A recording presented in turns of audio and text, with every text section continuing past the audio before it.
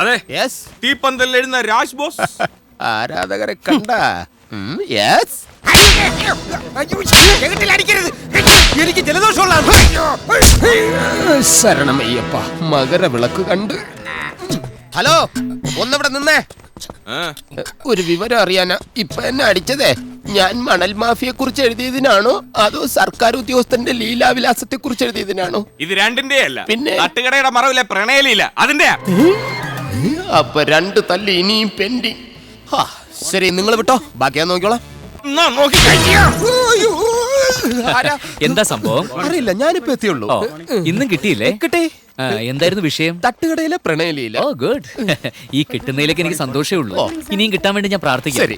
പക്ഷെ ഈ കൊടുക്കലും വാങ്ങലും ഒക്കെ ഓഫീസിന് പുറത്ത് വെച്ച് മതി, അകത്ത് വെച്ച് വേണ്ട. എനിക്കും അത് തന്നെയാണ് ആഗ്രഹം. പക്ഷേ ഈ അടിക്കാൻ വരണവന്മാർക്ക് ബോധം പൊക്കണം വേണ്ടേ? ഇല്ലെങ്കിൽ അവന്മാർ ആലോചിക്കണം, എന്നെ വിളിച്ച സ്പോട്ടിൽ ചെന്ന് അടിയും മാച്ചോണ്ട് വരണ ഒരുത്തനാണ് ഞാൻ. വൃത്തിയായിട്ടവന്മാര്. ആളെയാ ഏയ്, സാർ, കഴിഞ്ഞ ആഴ്ച ഞാൻ കൊടുത്ത ഫീച്ചർ ഇവന്മാര് ഈ ലക്കത്തിൽ ഇട്ടിട്ടില്ല.